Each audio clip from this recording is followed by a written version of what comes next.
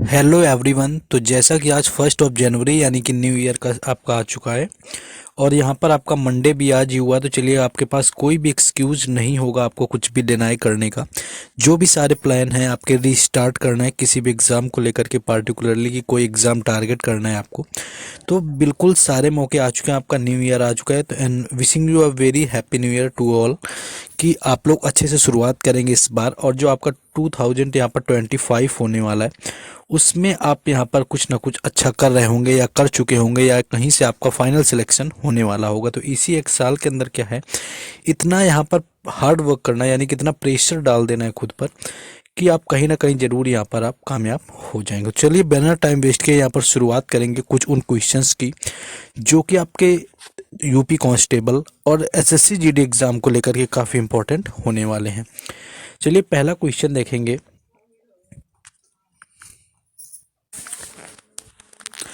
कि सर्वाधिक जो जनसंख्या घनत्व है वो किस राज्य का है। पूरे ओवरऑल भारत की बात करी गई है तो बिहार का जो है वो जनसंख्या घनत्व सबसे अधिक रहा हुआ है। और अगर यहीं पर सबसे कम की आपसे पूछा जाए कि सबसे कम किसका है, तो सबसे कम रहा हुआ था अरुणाचल प्रदेश का, और ये होता है 2011 की जनगणना के अनुसार।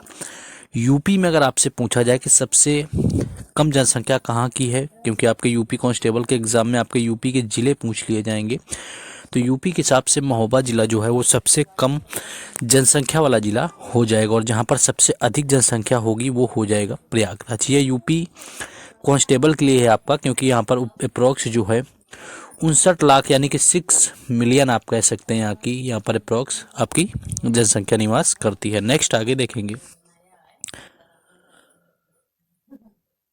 नेक्स्ट क्वेश्चन है, one life is not enough किसकी आत्मकथा है। देखिए बुक की बात करें तो चाहे वो एसएससी जीडी का एग्ज़ाम हो, चाहे फिर आपका हो एग्ज़ाम में यूपी कांस्टेबल का, बुक से क्वेश्चन जो होता है ऑलमोस्ट देखने को मिलता है। तो के नटवर सिंह यहाँ पर राइट आंसर हो जाएगा, जो कि भारत के पूर्व विदेश मंत्री यानी कि फॉरेन मिनिस्टर यहाँ पर रह चुके हैं, के नटवर सिंह। इन्होंने एक पुस्तक लिखी हुई थी one life is not enough. तो ये बुक से देखिए क्वेश्चन आपको याद रखना है, क्योंकि जीडी के एग्ज़ाम में तो आना ही आना है, क्योंकि एसएससी के एग्ज़ाम में ऑलमोस्ट बुक्स आती हैं। इसके साथ साथ यूपी कांस्टेबल के एग्ज़ाम में भी आती हैं। नेक्स्ट आपका आ चुका है यहाँ पर कि पहला डूरंड कप कब खेला गया था। देखिए फुटबॉल से रिलेटेड है डूरंड कप। तो डूरंड कप की अगर बात करें तो पहला खेला गया 1888 में, यानी कि 1888 में जो है पहला डूरंड कप खेला गया, जो कि कहाँ खेला गया अगर इसकी बात करें तो शिमला में ये खेला गया था। और सर्वाधिक बार जो विजेता रहा हुआ था, यानी कि मोस्ट ऑफ द टाइम अगर इसमें विनर की बात करी जाए कौन रहा हुआ था, तो मोहन बागान और ईस्ट बंगाल रहा हुआ था। ये आपके 16 टाइम जो है डूरंड कप के विजेता रह चुके हैं। वहीं अगर बात करें 2022 में कौन विजेता रहा हुआ था, तो इसका विजेता फिर आपका बेंगलुरु रहा हुआ था, जो कि मुंबई सिटी के साथ में इसका हुआ था। तो मुंबई जो सिटी था वो उप विजेता बना हुआ था और बेंगलुरु विजेता रहा हुआ था। और इसका जो आयोजन है ये कोलकाता और गुवाहाटी इम्फाल में इसका आयोजन किया गया था, यानी कि मणिपुर के इम्फाल, असम के गुवाहाटी और पश्चिम बंगाल के कोलकाता, यानी कि 3 राज्यों की कैपिटल यानी कि राजधानी में इसका आयोजन किया गया था। नेक्स्ट आगे क्वेश्चन है। नेक्स्ट है, भारत के किस सिविल इंजीनियर के नाम पर 15 सितंबर को इंजीनियर्स डे मनाते हैं। देखिए एसएससी के एग्ज़ाम में चाहे भले आपसे डे ना पूछा जाए, लेकिन जो यूपी कांस्टेबल का एग्ज़ाम होगा उसमें ऑलमोस्ट आपका ज़रूर पूछा जाएगा, क्योंकि एक डे से क्वेश्चन ज़रूर बनता है यूपी पुलिस कांस्टेबल में। बाकी आपके एसएससी में भी आ जाता है, आपके हो सकता है किसी शिफ्ट में ना आए, लेकिन यूपी पुलिस में मैंने देखा है जैसा कि तो क्वेश्चन मिल रहा है सभी शिफ्टों में।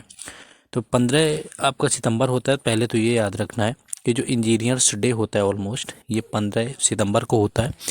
इसके साथ साथ जो ये संबंधित है मोक्ष गुंडम विश्वेश्वरैया था, यानी कि जो मोक्ष गुंडम विश्वेश्वरैया रहे हुए थे।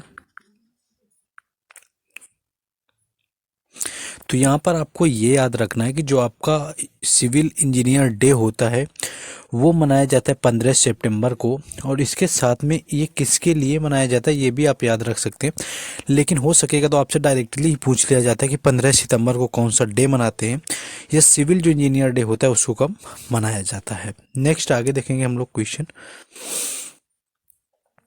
नेक्स्ट क्वेश्चन है, क्वीन ऑफ मेलोडी के नाम से किसे जाना जाता है? देखिए, क्वीन ऑफ मेलोडी की बात करी जाए, यानी भरत कोकिला की बात करी जाए, तो ये जाना जाता है लता मंगेशकर को। लता मंगेशकर इसका राइट आंसर होगा। लेकिन इन्हें ही आपका नाइटिंगेल ऑफ इंडिया भी कहा जाता है, ये भी याद रखना है। और इनको कौन कौन से अवार्ड मिले हैं ये काफ़ी इंपॉर्टेंट हो जाता है, देखिए, क्योंकि इनको पद्म भूषण जो वो मिला 1969 को, 1969 को मिला हुआ। पद्म विभूषण की बात करें तो 1999 यानी कि 1999 में मिला हुआ था। और इसी समय पंडित रविशंकर जो रहे हुए थे, यानी कि पंडित रविशंकर को 1999 में ही भारत रत्न भी मिला हुआ था। बाकी भारत रत्न इनको कब मिला ये भी आपसे पूछा जा सकता है, तो 2001 इसका राइट आंसर होगा, क्योंकि भारत रत्न इनको कब मिला ये कई बार क्वेश्चन में पूछा जा चुका है, ये क्वेश्चन एग्जाम में आया हुआ। नेक्स्ट आगे देखेंगे क्वेश्चन। नेक्स्ट क्वेश्चन यहाँ पर है, कुमारी कमला किस नृत्य से संबंधित है? देखिए, ये नृत्य जो है इनका संबंध है कथक से, और ये इसलिए राइट हो जाएगा क्योंकि उत्तर प्रदेश का शास्त्रीय नृत्य है और उत्तर प्रदेश से रिलेटेड है, तो आपको पता होगा कि यूपी कांस्टेबल के एग्जाम में भी आ सकता है आपका। तो कुमारी जो कमला है इनका संबंध कथक से है। उत्तर प्रदेश का शास्त्रीय नृत्य होता है कथक। इससे संबंधित और कुछ प्रचलित नाम हैं जो पूछे जाते हैं, जैसे कि बिरजू महाराज वगैरह वगैरह। और इनको 1970 यानी कि 1970 में जो है पद्म भूषण भी मिला हुआ था, तो अवार्ड भी याद रखना है कि इनको 1970 में कौन सा मिला हुआ था। नेक्स्ट है, दीपक मजूमदार को संगीत नाटक अकादमी अवार्ड कब दिया गया था? देखिए, दीपक मजूमदार की बात करें, इनको संगीत नाटक जो अकादमी पुरस्कार है ये 2018 में मिला हुआ था, ज़्यादा पुरानी बात नहीं है, स्टैटिक का पार्ट लेकिन बन चुका है। तो देखिए, जो दीपक मजूमदार थे इनको 2018 में मिला हुआ था। और बात करें तो जो समकालीन नृत्य के क्षेत्र में योगदान के लिए दीपक मजूमदार को वर्ष 2018 के लिए क्या था कि आपका नाटक अकादमी से सम्मानित किया गया था। नेक्स्ट है, प्रसिद्ध संगीतकार अन्नपूर्णा देवी किस वाद्य यंत्र से जुड़ी हुई है? एसएससी के एग्जाम में कई बार ये क्वेश्चन आया अन्नपूर्णा देवी से कि इनका जो संबंध है वो किससे जुड़ी हुई है। तो सुरबहार जो है इसका राइट आंसर हो जाएगा। एक वाद्य यंत्र होता है सुरबहार जिससे अन्नपूर्णा देवी जुड़ी हुई है। सुरबहार क्या है? सितार का एक बड़ा संस्करण यहाँ पर रहा हुआ है।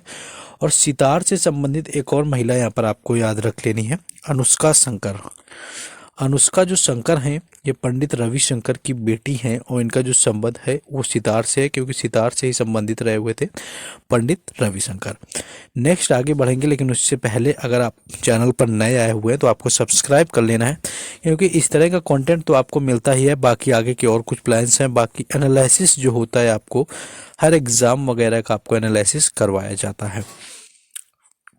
नेक्स्ट आगे हम लोग देखेंगे क्वेश्चन को।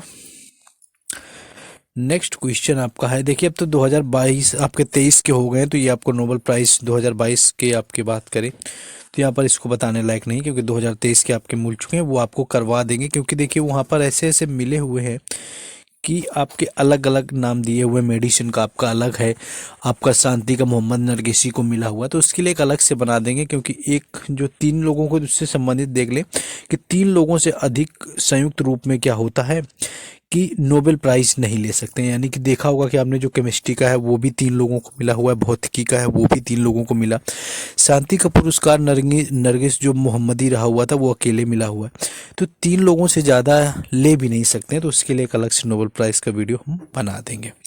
नेक्स्ट है 2022 अंतर्राष्ट्रीय योग दिवस की थीम क्या रही हुई थी? देखिए अंतर्राष्ट्रीय जो दिवस होता है योगा थीम आपकी योगा फॉर वेलनेस रही हुई थी। और विश्व जो आपका योगा दिवस होता है ये मनाया जाता है 21 जून को। हमने इसलिए क्वेश्चन डाला हुआ है, ये आपको याद रखना है कि आपसे ये भी पूछा जा सकता है कि जो अंतर्राष्ट्रीय योग दिवस होता है वो कब मनाया जाता है। तो ये आपका मनाया जाता है 21 जून को। इसकी घोषणा कब करी गई? तो वो करी गई थी, इसको अनाउंस किया गया था 2014 में, और 2015 में जो है इसको पहली बार मनाया गया था। तो 2015 फिर 16 फिर 17 18 19 फिर 20 21 फिर 22 और 23, यानी कि जो 2023 में आपका मनाया गया था ये 9वें नंबर का अंतर्राष्ट्रीय योगा दिवस था। तो ये भी आपका डे की दृष्टि से काफ़ी इंपॉर्टेंट है, आपका डायरेक्ट एग्जाम में देखने को मिल सकता है। 2014 में आपका संबोधित किया गया था और पहली बार जो है 2015 में इसको मनाया गया था। नेक्स्ट हम लोग इकोनॉमी में आ जाएंगे। इकोनॉमी है केंद्रीय बजट 2023 और 2024 में भारत की सांकेतिक जीडीपी कितने प्रतिशत की दर से बढ़ने का अनुमान लगाया गया था। तो देखिए जो सांकेतिक जीडीपी रही हुई थी कि ये कितने प्रतिशत की दर से बढ़ने का अनुमान था, तो ये 10.5 के बढ़ने की दर से बढ़ने का अनुमान रहा हुआ था, क्योंकि जो 2021 और 22 में जो था नॉमिनल जीडीपी के 14.4% की दर से बढ़ने का अनुमान यहाँ पर रखा गया था। नेक्स्ट आगे हम लोग आ जाएंगे क्वेश्चन में। नेक्स्ट है मध्यस्थता विधेयक 2021 के अनुसार मध्यस्थता की कार्यवाही को कितने दिनों तक बढ़ाया जा सकता है। तो यहाँ पर मध्यस्थता की बात करें तो जो मध्यस्थता की कार्यवाही को 180 दिनों के भीतर पूरा किया जाना चाहिए एवं पक्षों के द्वारा 180 दिनों तक इसको बढ़ाया जा सकता है। तो आपसे यही पूछ लेंगे कि मध्यस्थता में कार्यवाही को कितने दिनों तक बढ़ाया जा सकता है, तो यानी कि 6 महीने अप्रॉक्स होता है, यानी कि 180 दिनों तक इसको बढ़ाया जा सकता है। नेक्स्ट आगे हम लोग क्वेश्चन को देखेंगे। नेक्स्ट आपका देखिए बिहार से रिलेटेड फिर आगे है कि नीति आयोग की पहली बहुआयामी गरीबी सूचकांक रिपोर्ट के अनुसार गरीबी उच्चतम दर कहाँ पर पाई जाती है। तो सबसे अधिक जो गरीबी है वो बिहार में पाई जाती है और सबसे जो कम पाई जाती है वो पाई जाती है केरल में, क्योंकि जो केरल की साक्षरता है वो सबसे ज़्यादा है। और एमपीआई के हिसाब से आपके यूपी कांस्टेबल के एग्ज़ाम में ये भी पूछ सकते हैं कि उत्तर प्रदेश का कौन सा स्थान आता है, तो फिर आपका चौथा स्थान आ जाता है उत्तर प्रदेश का। एमपीआई के हिसाब से गरीबी रेखा में आपका चौथा स्थान आ जाता है उत्तर प्रदेश का। नेक्स्ट आगे देखेंगे। आपका नेक्स्ट क्वेश्चन है कि जूल का उष्मीय नियम संबंधित है। तो देखिए जो जूल का प्रथम नियम है ये लेंज का नियम कहलाता है। फिजिक्स में क्वेश्चन पूछे जाते हैं और स्पेशली यूपी कांस्टेबल में आपको मिलेंगे, जिसमें कि आपके एक तो मात्रा का क्वेश्चन पूछ लिया जाएगा और या फिर आपका विमा का क्वेश्चन पूछ लिया जाएगा। तो ये क्वेश्चन आपको वहाँ पर देखने को मिल सकते हैं। तो जूल का नियम आपका लेंज के नियम के अनुसार होता है, यानी कि किसी जो विद्युत चालक के अंदर ऊष्मीय ऊर्जा उत्पन्न होने की दर को उस चालक का प्रतिरोध एवं उसमें प्रवाहित धारा के वर्ग के गुणनफल के प्रतिरोध आपके गुणनफल के समानुपाती होता है। यानी कि जो ऊर्जा उत्पन्न होने की दर होती है, यानी कि H/T की बात करें, चालक के प्रवाहित प्रतिरोध एवं उसमें प्रवाहित धारा, यानी कि R आपका हो जाएगा प्रवाहित धारा हो जाएगा कि गुणनफल के समानुपाती होता है, यानी कि H/T directly proportional to RI जो है यहाँ पर आपका हो जाएगा। नेक्स्ट आगे देखेंगे।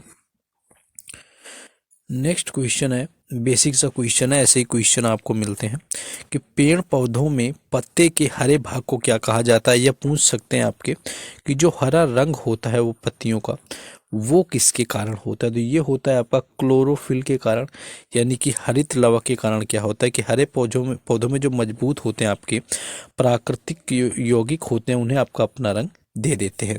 और पत्ती के सबसे जो बाहरी परत होती है उसे एपिडर्मिस कहा जाता है। तो कई बार ये भी पूछा गया कि जो पत्ती की बाहरी परत होती है इसको क्या बोलते हैं, तो ये आपका एपिडर्मिस होता है और इसका जो रंग होता है वो आपका क्लोरोफिल के कारण हरा होता है।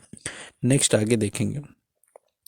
नेक्स्ट आपका स्टैटिक का क्वेश्चन है कि कंचनजंगा राष्ट्रीय उद्यान किस जिले में स्थित है। आपके यहाँ पर देखिए जिला पूछ रहा है, लेकिन आपका राज्य मोस्टली पूछा जाता है। स्टैटिक में आपके एसएससी जीडी में भी आने के पूरे चांस होते हैं इस तरह के question. National park UP constable में भी हो जाता है।